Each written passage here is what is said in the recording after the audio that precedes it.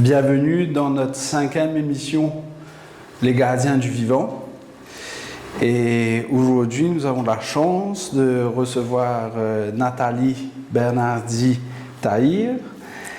Et on va demander à Nathalie comment elle va déjà. Comment allez-vous, Nathalie? Bonjour Sébastien, ça va très bien. Je suis très heureuse d'être ici et de pouvoir avoir cette discussion sur nos projets. Donc merci de m'avoir invité. Super, très heureux de vous avoir avec nous aujourd'hui. Et donc aujourd'hui, on va aborder des questions de société très importantes. Mais peut-être avant d'arriver avec le projet et avec l'étude dans laquelle vous avez participé, avec les enjeux de réchauffement climatique et d'élévation du niveau de la mer, peut-être que vous auriez pu vous présenter, qui vous êtes, qu'est-ce que vous faites Très bien, alors donc moi je suis Nathalie Bernardi-Tahir, je suis géographe à l'Université de Limoges en France. Et donc je suis géographe depuis maintenant une trentaine d'années. Je suis en poste donc à l'université et ça fait 30 ans que je travaille dans les espaces insulaires dans le monde. J'ai travaillé en Méditerranée, à Malte, à Zanzibar, en Polynésie française, à Chypre, enfin dans différents et à Maurice. Nous allons en parler. Et avec des thématiques qui ont un peu évolué au fil du temps. Ce qui m'intéresse, c'est de voir comment ces territoires qui sont assez particuliers, ces territoires insulaires, se développent. Comment est-ce qu'ils combinent ce lien avec la mondialisation tout en préservant leur identité sociale et culturelle.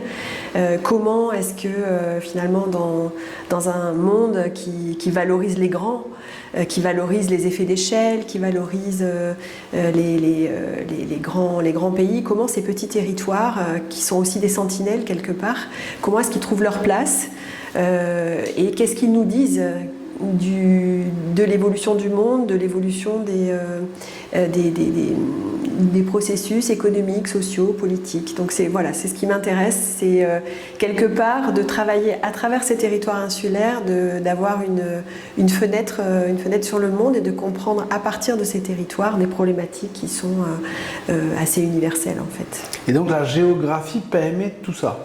Ah oui, c'est ça, c'est magique la géographie. Je sais que c'est pas une discipline très connue, mais ce qui est génial dans la géographie, c'est que, alors il y a une géographie physique qui étudie les milieux naturels, la géomorphologie, la géologie, la climatologie, mais il y a aussi une partie de géographie humaine, donc qui replace l'homme au centre du questionnement et qui a des prismes de géographie économique, de géographie sociale, de géographie environnementale, donc qui permet d'embrasser en fait différentes disciplines et de comprendre à partir de ces différentes disciplines comment fonctionne une société.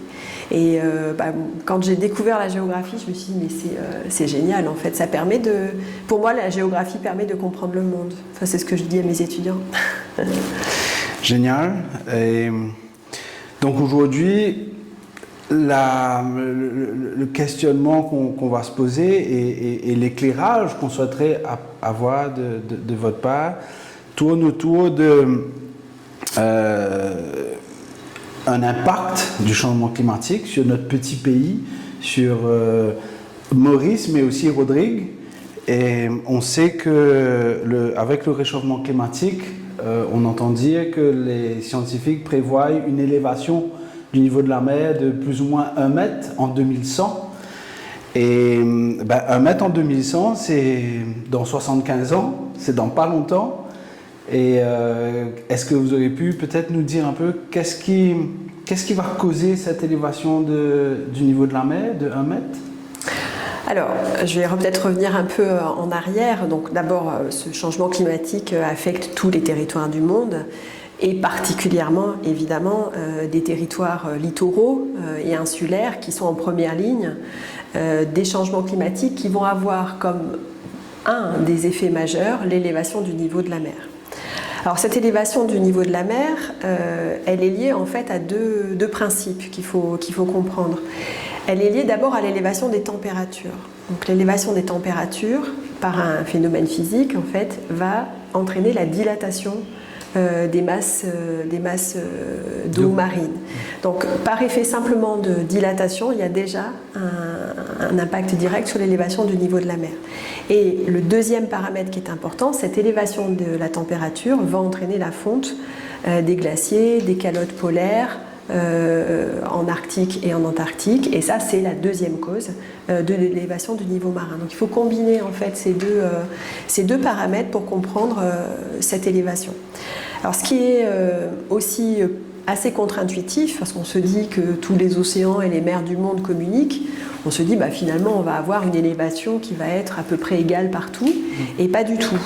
Il y a aujourd'hui, grâce à des satellites assez performants, on arrive à mesurer l'élévation du niveau de la mer dans les différentes régions du monde, et on s'aperçoit qu'elle n'est pas du tout identique d'une région, d'une aire maritime à une autre, d'un océan à un autre, mais au sein d'un même océan, elle n'est pas la même selon qu'on est proche des côtes, loin des côtes. Donc il y a toute une série de paramètres, je ne vais peut-être pas rentrer dans le détail là, mais qui explique que cette élévation du niveau marin n'est pas du tout uniforme sur la surface des mers et des océans.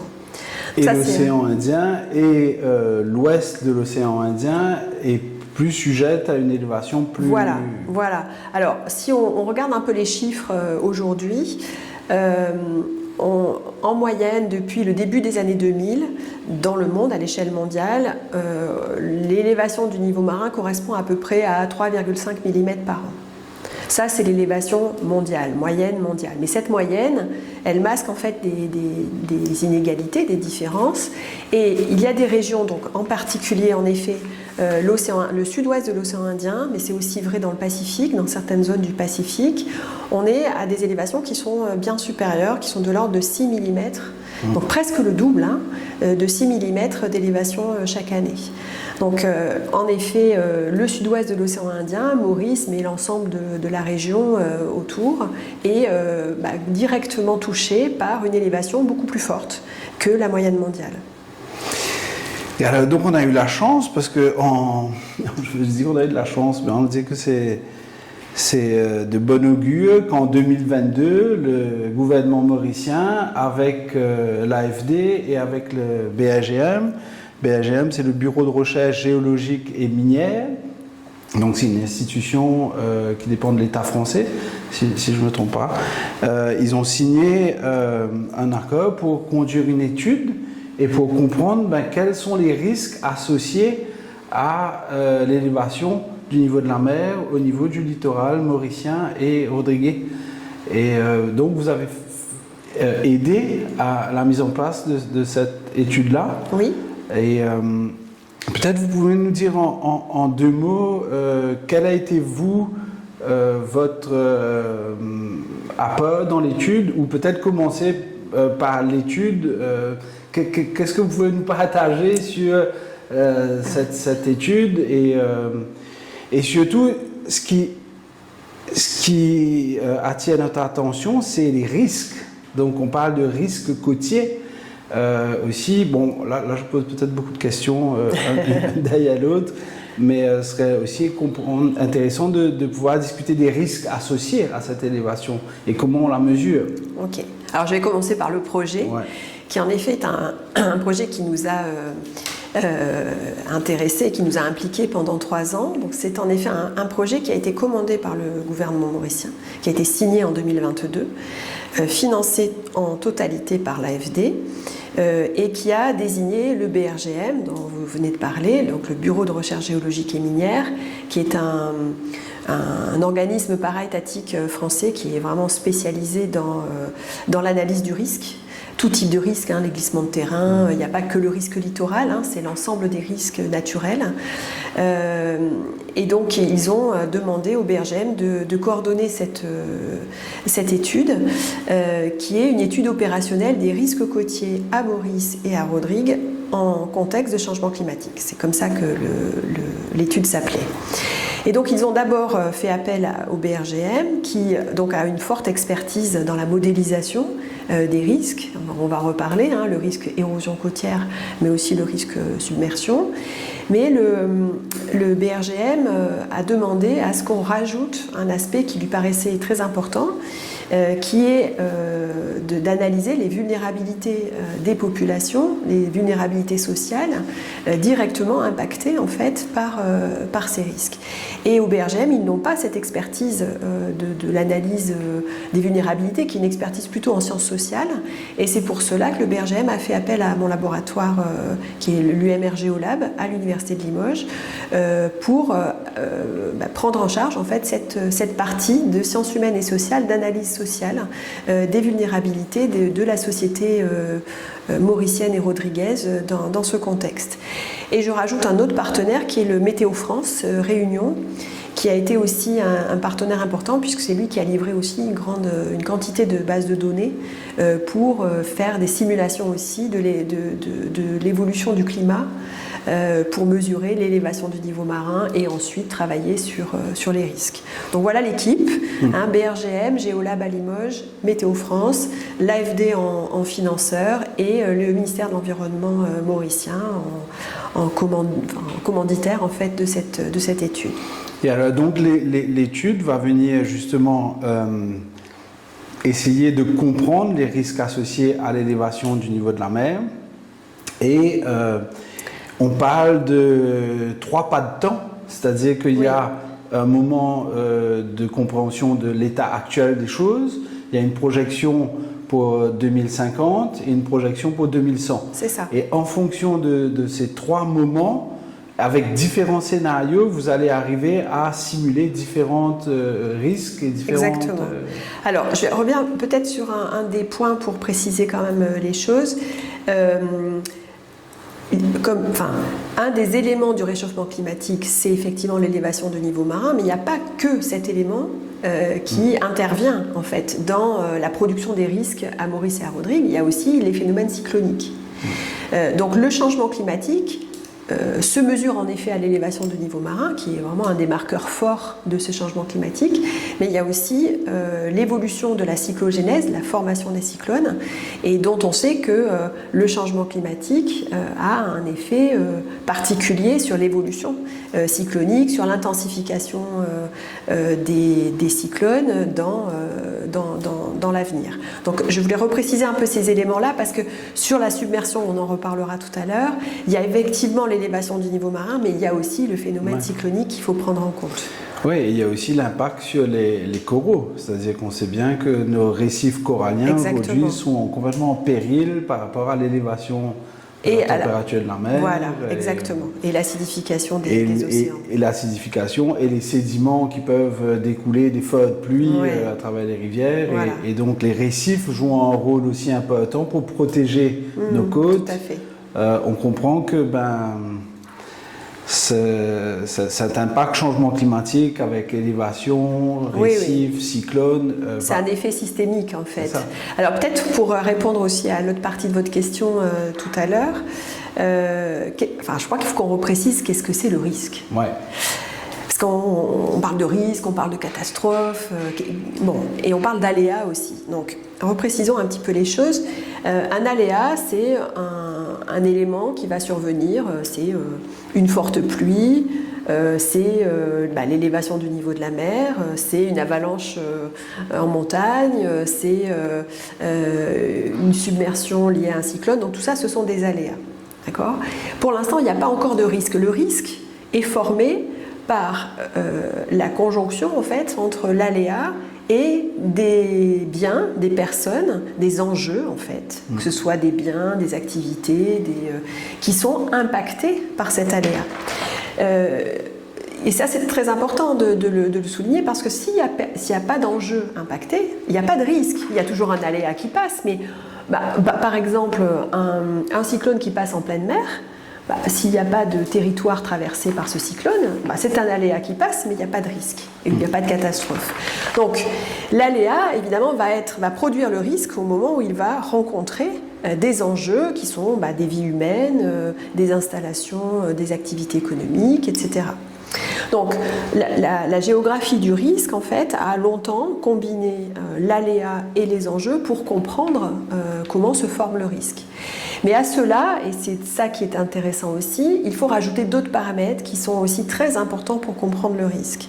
Ça ne suffit pas en fait de combiner l'aléa et les enjeux, il faut rajouter deux autres paramètres importants.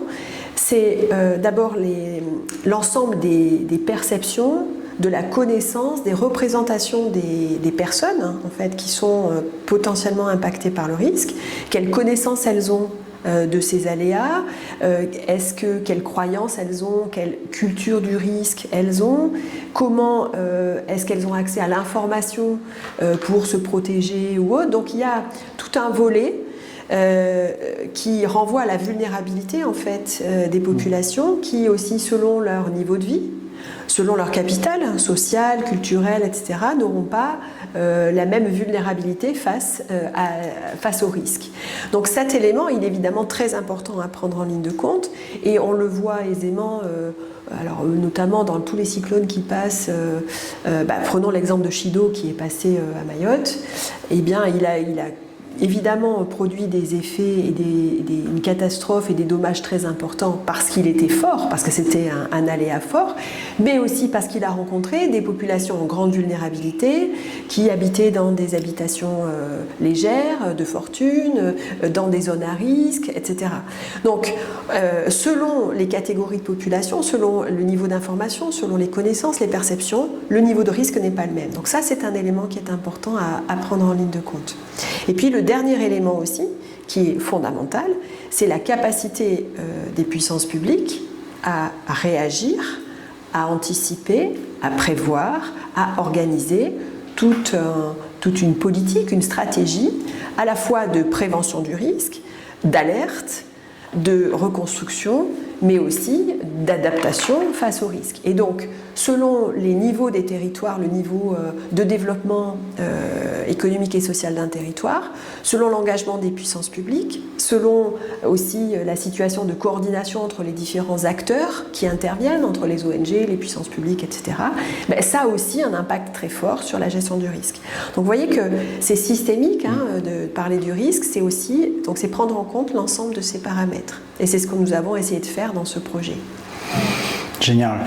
Est-ce que vous auriez pu revenir un peu sur, par rapport à la modélisation des projections de l'élévation du niveau de la mer, qu'est-ce que le rapport projette? Est-ce que 1 mètre en 2100, c'est exagéré par rapport à ce que le rapport projette et par rapport à vers quoi on va? Ou souvent on a l'impression qu'on dit que on est un peu alarmiste en disant 1 mètre. Alors moi je vais me faire la porte-voix de l'équipe qui a travaillé. Il y a une équipe et 2 collègues en particulier qui ont travaillé sur la simulation de l'élévation du niveau marin. Donc tout ça c'est dans les rapports qui sont donc accessibles, qui sont rendus publics. Mais donc je vais répondre à votre question. Donc comme je le disais tout à l'heure, il y a donc dans l'océan, dans le sud-ouest de l'océan Indien et à Maurice en particulier, donc une élévation qui est déjà plus importante qu'ailleurs. Donc je vous ai dit, on est autour là plutôt de 6 mm à Maurice d'élévation du niveau de la mer chaque année. Quelles sont les prévisions ? Je vais parler de Maurice et après je vais parler de Rodrigue parce que la situation est encore un petit peu différente à Rodrigue.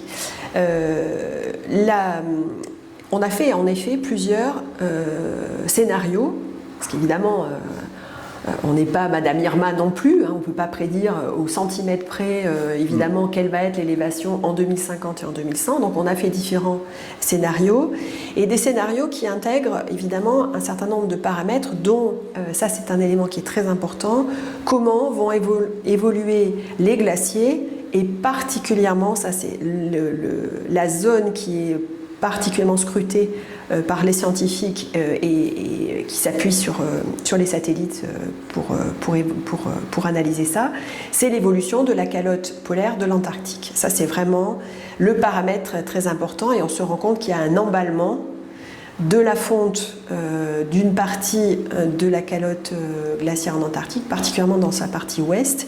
Et ça, c'est un paramètre qui peut faire évoluer très fortement l'élévation du niveau de la mer. Donc si on revient à Maurice, en tenant compte de ces différents paramètres, en 2050, donc les résultats nous montrent que on est autour d'une élévation de 50 à 60 cm, donc d'ici 2050 pour Maurice. Il y a des différences, hein. Alors on va dire en moyenne plutôt autour de 40 cm, mais si on prend en compte cet emballement de la fonte de l'Antarctique, on est plus près des 80 cm que des 40 ou 50 cm. Alors ça varie, je vous donne là une moyenne pour Maurice, ça varie selon les secteurs évidemment, selon les secteurs, mais en gros on est à peu près dans ces eaux-là. Pour 2100, là on est plutôt autour de 60 à 80 cm d'élévation du niveau de la mer en moyenne à Maurice. Mais si on prend le scénario le plus pessimiste, là aussi si je vous reparle de l'emballement de cette fonte de l'Antarctique, on pourrait aller jusqu'à 1,80 m. Donc on est bien au-delà en fait de la moyenne mondiale, qui est effectivement plutôt autour d'1 mètre. Voilà, dans le pire des scénarios, on pourrait arriver jusqu'à 1,80 m pour Maurice. Ce qui est aussi important, c'est la situation de Rodrigue. On est à peu près dans les mêmes eaux. Bon, Rodrigue est proche de Maurice, donc c'est à peu près les mêmes simulations, mais il y a un élément qu'il faut prendre en compte qui est particulier à Rodrigue, c'est un phénomène de subsidence. C'est-à-dire que parallèlement à l'élévation du niveau marin, on observe à Maurice un enfoncement du territoire insulaire rodriguais. Donc en fait, en relatif, eh bien, l'élévation du niveau de la mer relative est plus importante, et là on estime qu'il faut rajouter 10 cm de plus à la moyenne, enfin à l'estimation qui est produite pour 2050, et il faut rajouter 20 cm de plus. Donc on serait à peu près autour des 2 mètres en scénario catastrophe pour Rodrigue en 2100. Quand vous dites scénario catastrophe et qu'on comprend que les accords de Paris qui avaient pour objectif de se dire une élévation de pas plus de 1,5, aujourd'hui, on entend dire que... De température. De température. On entend dire que la COP30 est une catastrophe par rapport aux objectifs qu'il faut afficher. Et qu'on entend même dire qu'on va aller peut-être vers les 2,8 degrés en plus. Est-ce que les 2,8 font partie du scénario catastrophe ou Oui, mais en fait, je crois que ce qui est important à souligner, c'est que ça n'est pas de la science-fiction. C'est-à-dire que plus les analyses s'affinent, plus les outils dont les scientifiques disposent aujourd'hui, notamment ces satellites qui sont de plus en plus performants, qui arrivent à des projections de plus en plus fines, plus on avance, plus les scénarios, on va dire, pessimistes se confirment. C'est-à-dire qu'on n'est pas... on aimerait pouvoir être rassurant en disant finalement, avec l'avancée des simulations, on se rend compte qu'on a peut-être on aurait exagéré, mais pas du tout. Et on est plutôt dans cette pente qui nous amène vers des scénarios compliqués, très compliqués. C'est-à-dire que le scénario catastrophe est attaché à une probabilité, et la probabilité que le scénario catastrophe se produise est de plus en plus forte. Oui. Et encore une fois, qui est vraiment très directement lié alors à la fonte du Groenland, mais surtout à la fonte de l'Antarctique. C'est cet élément-là qui est déterminant. Donc aujourd'hui, nous, citoyens mauriciens, on constate déjà l'érosion, on constate déjà qu'il y a des grands chantiers de coastal work pour essayer de parer à l'érosion. Donc on voit sur la côte Est qui sont venus avec beaucoup de remblais, beaucoup d'enrochements. Il y avait là, fin 2024, 17 EIA Reports qui ont été mis dans le domaine public pour justement appeler à des commentaires de la part de la société civile par rapport à ces rapports IAIE pour faire des travaux de côtiers pour parer à l'érosion. Et on voit que il y a des solutions différentes qui sont proposées. Dans ces 17 projets, il y a beaucoup de solutions qui sont proposées pour venir rigidifier la côte.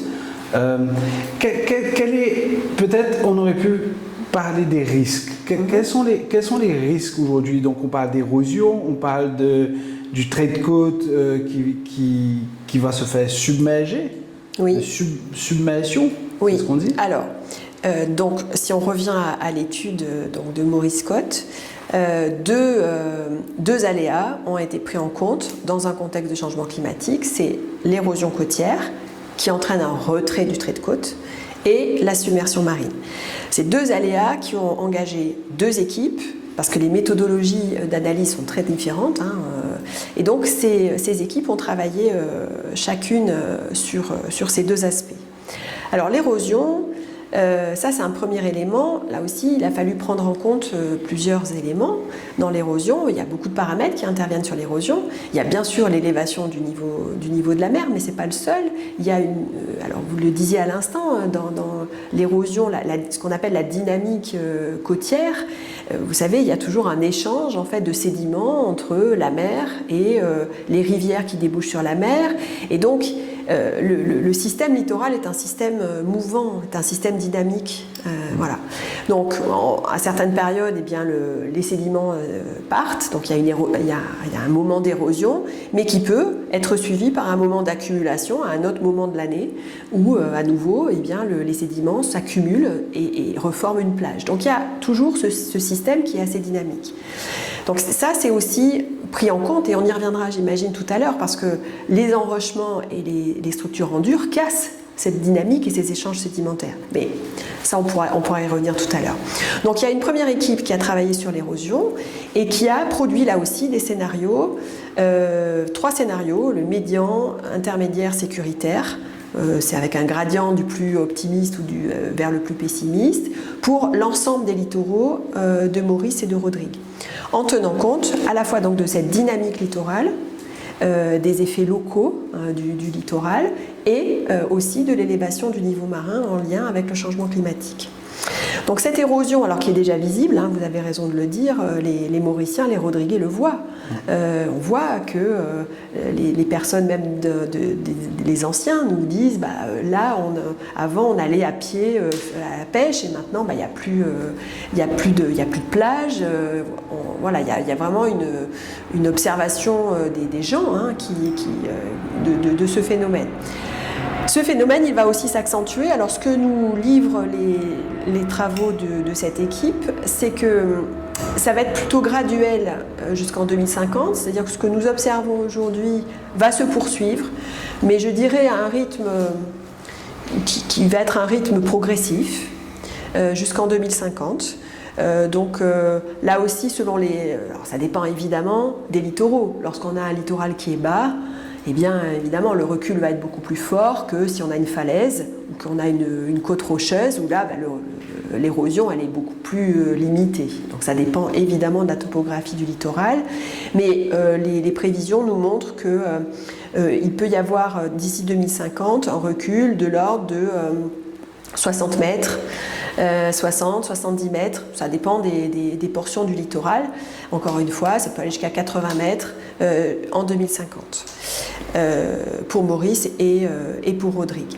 En 2100, en revanche, et ça c'est vraiment un des enseignements de ces travaux, là il y a une accélération de l'érosion côtière qui est liée à une accélération de l'élévation du niveau marin. Et donc là, l'érosion est beaucoup plus forte.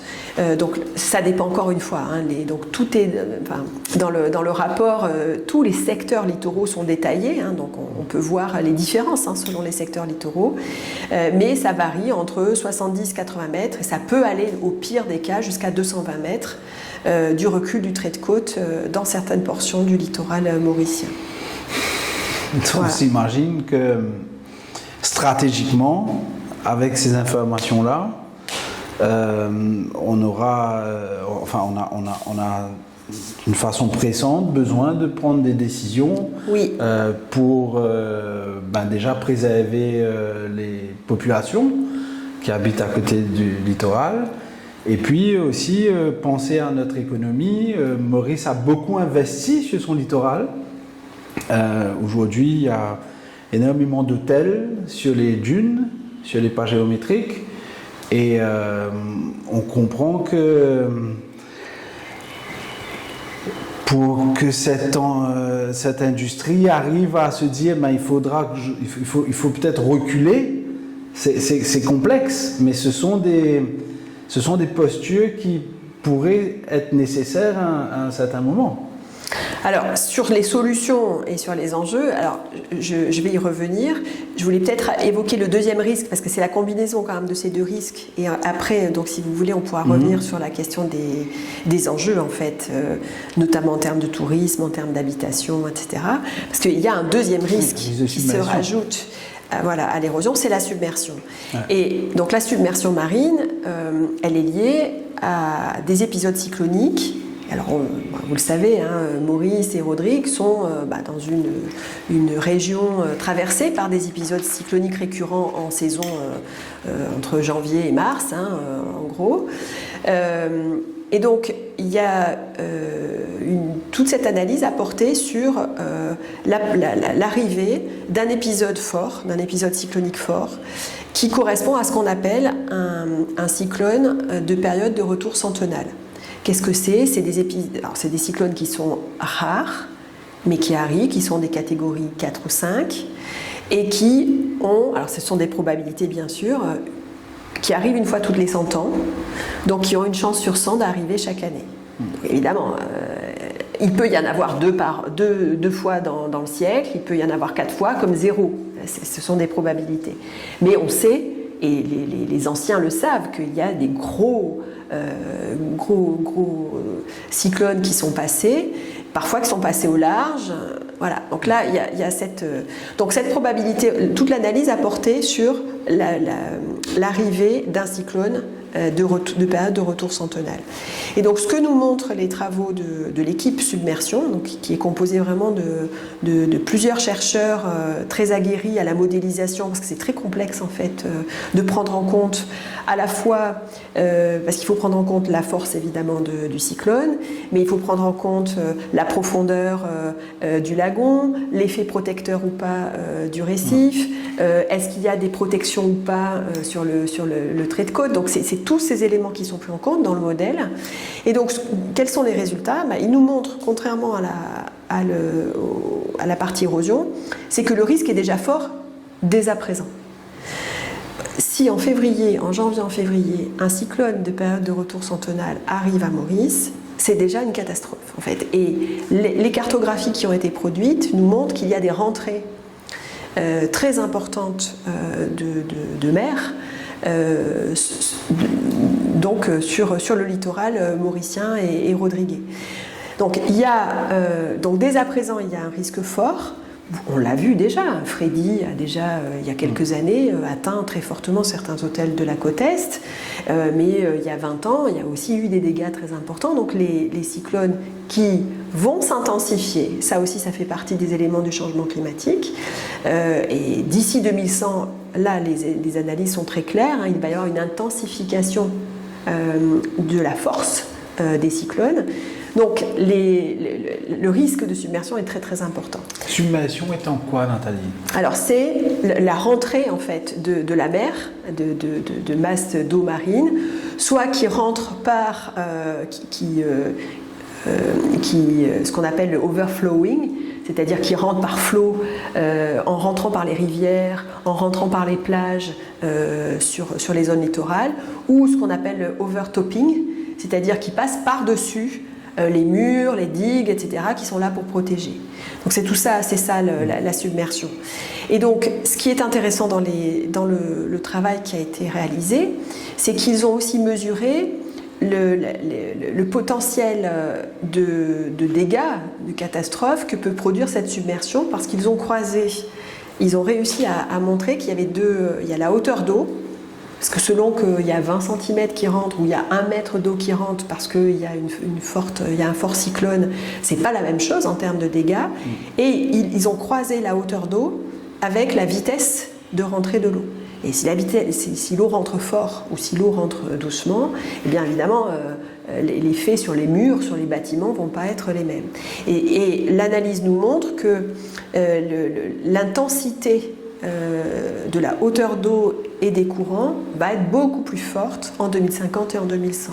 Donc potentiellement va produire beaucoup plus de dégâts sur les habitations, sur les hôtels, sur les routes, sur tous les enjeux en fait, qui sont situés en zone littorale.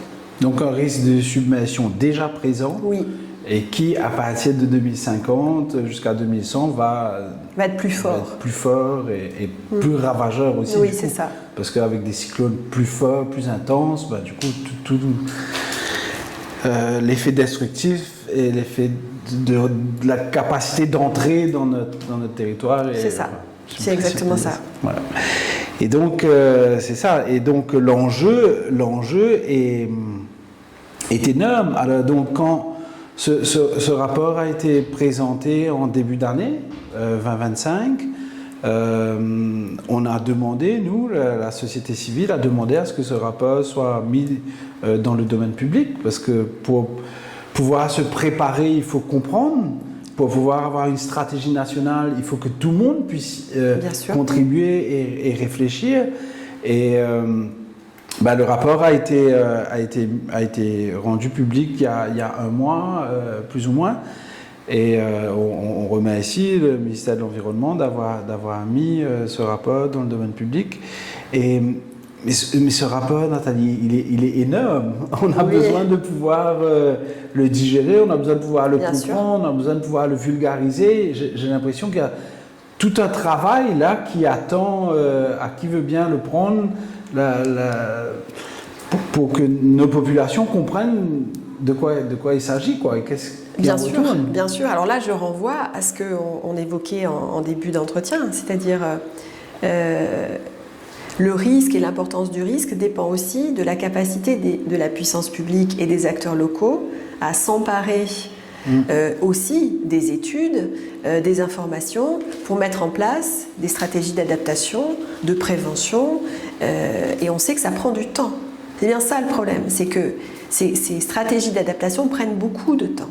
Elles prennent du temps parce qu'elles engagent des enjeux très majeurs. Il faut discuter, il faut convaincre, il faut consulter, et on sait que les décisions qui peuvent être prises parfois peuvent être très, très dures. On sait ici à Maurice combien le tourisme constitue un pilier du développement mauricien en termes d'emploi, en termes de devises, c'est une ressource très importante pour le fonctionnement du territoire. Et l'hôtellerie est à 80% située en zone littorale. Donc ça, c'est un vrai défi à relever.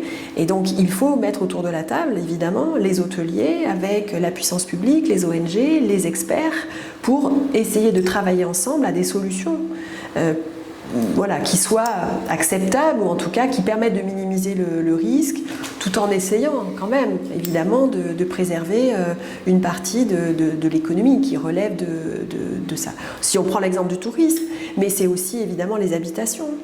Quand vous avez habité depuis des générations dans un lieu en zone littorale, c'est difficile de s'entendre dire non, il faut quitter cet endroit ou reculer ou aller ailleurs. C'est pas simple. Donc ce sont des enjeux majeurs, ce sont des questions très, très épineuses et qui prennent du temps. Donc c'est pour ça que, en effet, diffuser ce type de rapport, le partager, le vulgariser, mettre autour de la table l'ensemble des acteurs concernés, les populations, la société civile, les gestionnaires, la puissance publique, les ONG, c'est très important pour arriver à construire ensemble, co-construire une stratégie d'adaptation en fait à cette situation qui est inéluctable. Et dans cette réflexion-là, ce qu'on peut se dire peut-être un peu simplement, c'est si on arrive à reculer de la dune, qui est un écosystème qui nous protège aussi, on permettra à cette dune de renforcer ses capacités de nous protéger. de renforcer sa dynamique, de retrouver peut-être un peu de capacité à protéger le littoral mauricien. Et du coup, le recul comme une solution pour permettre à la nature elle-même de nous protéger. Bon, là c'est le recul de la dune, mais ça peut être aussi d'augmenter la couverture des mangroves, parce que les mangroves aussi permettent de protéger des grosses vagues, d'enlever des filaos qui accélèrent l'érosion, de remettre de l'endémique, d'enlever toutes les structures rigides sur la côte. Ça forme partie de ces actions pour limiter les risques et peut-être s'adapter à ces risques, quoi. Alors ça, vous avez parfaitement raison. Ce volet-là des mesures d'adaptation constitue une autre partie du rapport, puisqu'on a intégré aussi des recommandations en termes de mesures d'adaptation, et particulièrement, je vais y revenir, sur les solutions fondées sur la nature. Donc là aussi, dans les 900 pages de rapports, vous trouverez des rapports qui sont dédiés à cet aspect-là. Pour faire simple, il y a deux manières de s'adapter. Soit on protège, soit on se retire. Ça, c'est très binaire, mais c'est les deux alternatives. En effet, dans certains cas, quand il est possible de se retirer, c'est pas toujours possible de se retirer. C'est pas toujours possible parce que des gens, par exemple, qui habitent à un endroit, il faut qu'ils rachètent des terres. Alors ça veut dire que derrière, il faut mettre en place un système de redistribution, foncière, ou d'achat, ou de proposition foncière. Est-ce que le gouvernement a les moyens de financer à tous les riverains du littoral un autre terrain à l'arrière? C'est pas toujours possible. Dans certains cas, peut-être que ça peut être possible, mais bon. Donc, il y a des portions du territoire où il est possible de se replier, et d'autres, c'est pas possible. Alors, quand c'est pas possible, qu'est-ce qu'on peut faire? Plusieurs solutions. Il y a évidemment la protection technique. C'est les murs, les digues, les enrochements, on protège. Il y a des solutions,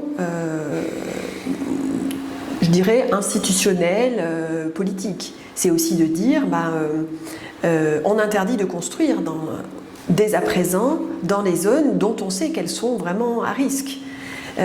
On interdit de construire, on interdit d'agrandir quand on est déjà installé sur place. Donc ça veut dire qu'il y a derrière des mesures juridiques, institutionnelles à prendre pour se protéger. Ça, c'est le deuxième ensemble en fait de mesures d'adaptation. Et le troisième, ce sont les solutions fondées sur la nature. Parce qu'en effet, on renoue aujourd'hui avec les services écosystémiques. On se rend compte que certains éléments naturels peuvent nous aider à nous protéger dans une certaine mesure. Ça ne peut pas protéger de tout, mais dans une certaine mesure, ça peut aider en tout cas à freiner l'érosion. Alors vous l'avez évoqué à juste titre, c'est la replantation de mangroves. Beaucoup de mangroves ont disparu parce que on les a coupées pour faire des routes, pour faire des installations industrielles ou commerciales, par exemple sur des remblais sur le littoral. Beaucoup de mangroves ont disparu.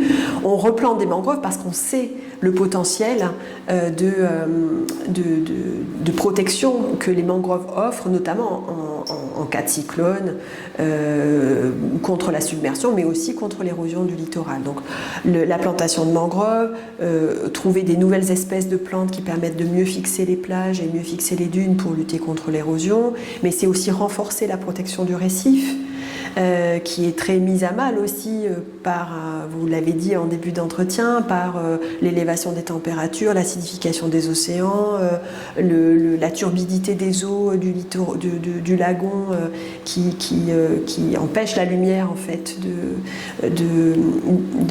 d'alimenter le corail, l'élévation du niveau de la mer qui implique que le corail se construise. Bon, il y a quand même beaucoup d'éléments, de contraintes fortes qui pèsent sur le corail, mais le corail est une formidable barrière aussi pour lutter contre la submersion et contre les effets de la houle et des cyclones.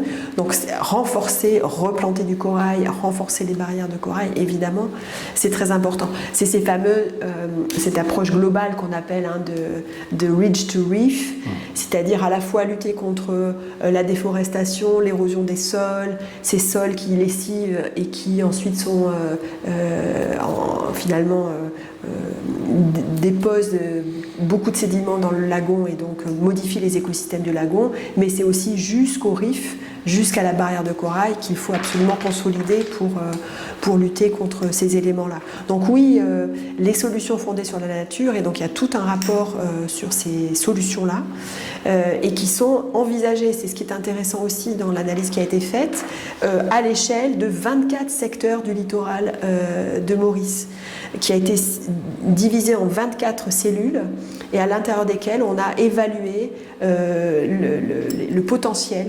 de l'usage des solutions fondées sur la nature. Ouais, pour le peu d'interactions qu'on a eues avec certains opérateurs privés,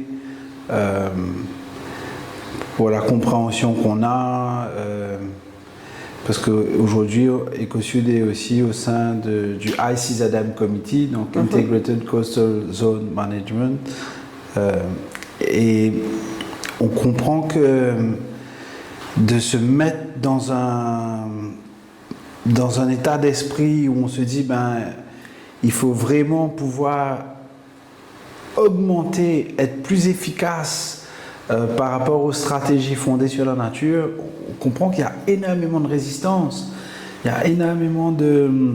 Il y a carrément, pour un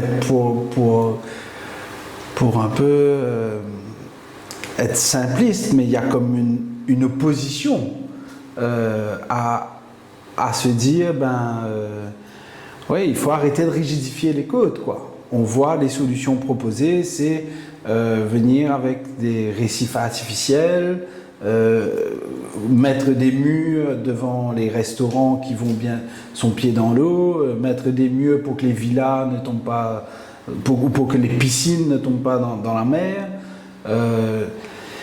J'ai l'impression qu'on a pas du tout géré nos littoraux d'une façon stratégique, et là aujourd'hui il nous reste très peu de temps. Oui. Et qu'on a besoin d'un sursaut national, et c'est comme quelque chose c'est une urgence, c'est une urgence. Et alors moi j'essaye là dans mes mots de pas aller, de pas laisser plus d'émotion dans les termes que j'utilise, mais aujourd'hui on est en train de payer le prix d'une espèce d'accaparement, d'un développement à tout va, pas de réflexion stratégique. Et quand vous disiez qu'un des facteurs de risque, c'est justement notre capacité à se dire comment on va peut-être changer, comment on a besoin d'adresser notre modèle de développement à outrance, d'artificialisation à outrance, comment revenir peut-être un peu plus sobre dans notre façon de vivre aussi, parce que qui dit recul dit peut-être moins d'attrait pour les touristes, des impacts économiques derrière. Et comment on prend cette décision-là au niveau national, ou comment on peut au moins en parler sans avoir... Alors, vous dites un élément qui est très important, le ICZM. C'est une des préconisations fortes du rapport, parce qu'il y a un certain nombre de préconisations qui ont été avancées, et parmi celles-ci, il y a l'impératif d'avoir une gestion intégrée de la zone côtière. Alors, si j'ai bien compris, le gouvernement en place a vraiment renforcé cette approche de ICZM, en incluant précisément aussi d'autres acteurs tels que les ONG, donc ça va plutôt dans le bon sens. Ce qui est frappant, et je fais le lien avec les murs, etc., le vrai problème en fait à Maurice, c'est que, par exemple, les enrochements, les productions de solutions techniques, de murs, etc., sont des initiatives privées individuelles. Or, comme je l'expliquais au départ, le système littoral est un système qui est un système d'échange et en même temps qui impacte en fait des zones entières du littoral. Je vais être précise. Si par exemple un hôtel décide de son propre chef de faire un mur et par exemple une digue, parce que le long de cette digue, il sait que, eh bien, il va y avoir une accumulation de sable, ça va agrandir sa plage. Et bien de l'autre côté de la digue, ça va éroder au contraire la plage. Donc il aura résolu son problème à son niveau, mais ça va accentuer le problème à côté. Donc si à côté il y a un autre hôtel, il va faire pareil et il va reconstruire sa digue. Et donc on reporte à chaque fois, il y a une espèce de surenchère de construction qui déplace le problème et qui ne le résout pas. Et donc il faut bien comprendre que quand on intervient sur le littoral, on intervient sur le système littoral. Et donc, c'est aberrant, en fait, qu'il n'y ait pas une vision globale de l'aménagement du littoral et que cet aménagement soit la prérogative publique et pas une prérogative privée. Parce qu'encore une fois, c'est reculer finalement pour mieux sauter. C'est-à-dire qu'on règle le problème devant chez soi, momentanément d'ailleurs, et on l'accentue à côté. Donc ça, c'est un élément qui me paraît fondamental. Le deuxième, c'est que les murs, alors parlons des murs, en effet, c'est une solution qui, à court ou moyen terme, peut être une solution. Et il ne s'agit pas de dire qu'il ne faut plus du tout de murs, parce qu'à l'évidence, il y a certains endroits où il en faudra, peut-être dans les ports, pour protéger des... On sait combien les infrastructures portuaires sont vitales dans un espace insulaire. Donc, enlever les murs, on expose finalement l'ensemble des installations portuaires à ces aléas. Donc c'est pas possible d'enlever tous les murs. Mais dans certaines situations, et ça aussi beaucoup de chercheurs l'ont bien montré, les murs sont une fausse bonne solution. C'est-à-dire que le mur va au contraire accentuer l'érosion. Donc il faut épaissir le mur, monter encore un peu plus le mur, et on se rend compte dans certains endroits quand il y a eu des sites démonstrateurs qui ont été mis en place, notamment par le Conservatoire du Littoral, qui ont montré, c'était des sortes de laboratoires vivants, qui ont montré qu'en désenrochant certaines plages, eh bien la plage se reconstitue en fait. Alors on sait bien que ce n'est pas la solution pérenne jusqu'en 2100, à nouveau avec l'élévation du niveau marin, peut-être que cette plage va disparaître, mais il n'empêche que créer un mur produit inévitablement une surenchère dans la construction technique. Et ça coûte cher, c'est-à-dire qu'il faut aussi comprendre qu'on ne pourra pas, c'est le mur contre le Pacifique, c'est le fameux roman, on ne pourra pas ceinturer Maurice ou Rodrigue d'une immense forteresse de murs. Parce qu'au fur et à mesure, il va falloir les monter, il va falloir les épaissir, ça a un coût énorme. Et puis, si on n'a plus la vue alors sur la mer, si on est derrière le mur, comment on fait après Donc voilà, ce sont des solutions ponctuelles qui peuvent fonctionner à certains endroits, pour un certain temps, mais il n'y a pas de solution miracle. Et la solution, elle est dans, encore une fois, la gestion intégrée, collective, qui mette autour de la table toutes les parties prenantes pour essayer de trouver ensemble une solution qui soit la plus acceptable possible. Il n'y a pas la meilleure solution qui va convenir à tout le monde, elle n'existe pas. Et le rapport, quand même, il précise que 75% des côtes mauriciennes se prêtent pour accueillir des nature-based solutions, oui. Des solutions fondées sur la nature. Exactement.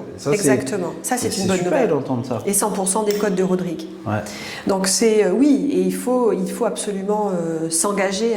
Alors, il y a déjà des initiatives de solutions fondées sur la nature à Maurice. Enfin, le rapport n'invente pas les choses. Il y a déjà des initiatives de mangroves qui sont replantées. J'ai bien vu qu'à certains endroits, on avait enlevé les filaos pour replanter des espèces plus qui tiennent mieux mieux le sable. Donc il y a déjà des initiatives, mais il faut aller beaucoup plus loin, je pense, dans ces initiatives-là.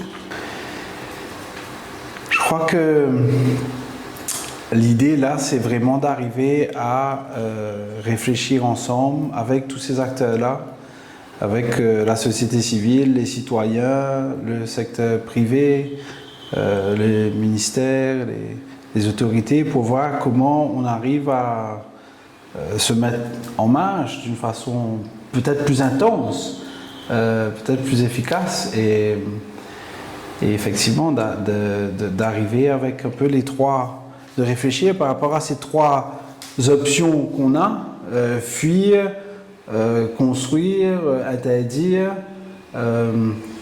et de voir comment penser le bien commun, tout le monde ensemble et pour le bénéfice de tout le monde.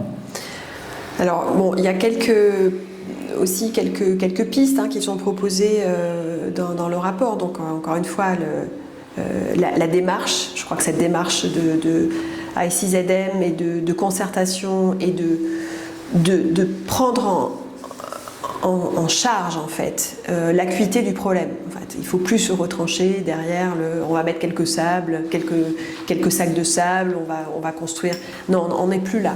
Donc, et on sait que cette démarche-là va prendre du temps. Donc il faut commencer tout de suite. Peut-être ça fait partie des pistes qu'on a proposées. Aujourd'hui, il y a une ligne de 30 mètres qui interdit la construction dans cet intervalle de 30 mètres. Voilà. On préconise peut-être de la porter jusqu'à 100 mètres. Alors, ça ne réglera pas le problème des constructions qui sont déjà là, mais au moins interdire les nouvelles constructions dans cet espace-là. On réduit quand même un peu le problème. Enfin, et peut-être aussi interdire complètement les constructions sur les dunes. Les dunes voilà, de sable aujourd'hui. Alors, il peut y avoir, un peu comme le Conservatoire du littoral, des zones qui sont plus sanctuarisées et dire, par exemple, on imagine que les solutions fondées sur la nature dans cet espace-là seraient absolument performantes. Et donc, ne construisons pas et essayons de mettre en place ces solutions-là. Donc, je pense que j'aime bien utiliser cette notion de table de mixage.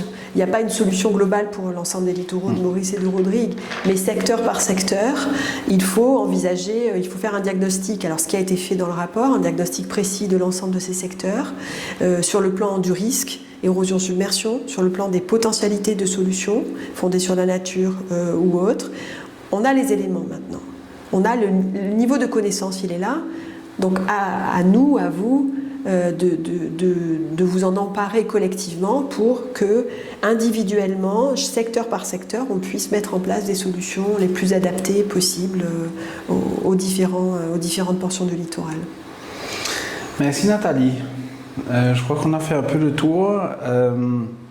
Moi, j'aurais peut-être aimé faire un appel à des gens, des experts en communication, peut-être qui peuvent faire des animations visuelles, parce qu'il y a cette étude, il faut pouvoir la partager, il faut qu'elle puisse être comprise, et peut-être qu'il y aurait la transcrire en petites vidéos animées, ou voir comment arriver à toucher un plus large public, parce qu'effectivement un rapport scientifique en anglais, c'est pas tout le monde qui pourra comprendre ça, donc il y a un vrai travail. Il y a un gros travail à faire en effet. Alors c'est aussi, il me semble, peut-être la puissance publique à le faire, mais rien n'empêche en effet la société civile de s'en emparer aussi. Peut-être qu'il faut qu'on réfléchisse ensemble sur des formats qui permettent de vulgariser, de faire une médiation en fait et d'expliquer, parce qu'en effet c'est technique, c'est pointu, il y a des méthodologies qui est quand même complexe. Donc simplement de diffuser les résultats et d'en parler dans un langage simple que tout le monde puisse comprendre et s'emparer en fait de ce questionnement. Donc oui, en effet, c'est un enjeu important. Et je trouve aussi intéressant de prendre conscience que face à ces aléas qui sont naturels, quelque part, c'est l'environnement, c'est l'environnement qui se déchaîne parce qu'on a, nos activités humaines ont complètement déréglé le climat avec cet extractivisme, cette production à outrance, l'énergie fossile et tout ça. Et aujourd'hui, c'est aussi cet environnement qui est peut-être notre meilleur allié pour faire face à cette Exactement. situation-là. Et donc, on a un impératif là qui est de permettre à ces écosystèmes-là de subir moins de pression humaine, quoi, et de pouvoir aussi nous protéger. Complètement dépendant de cette nature. On est la nature qui est dépendante de la nature. Exactement. Ouais. Merci beaucoup, Nathalie. Avec plaisir. Allez. Merci Sébastien. À bientôt pour une prochaine émission.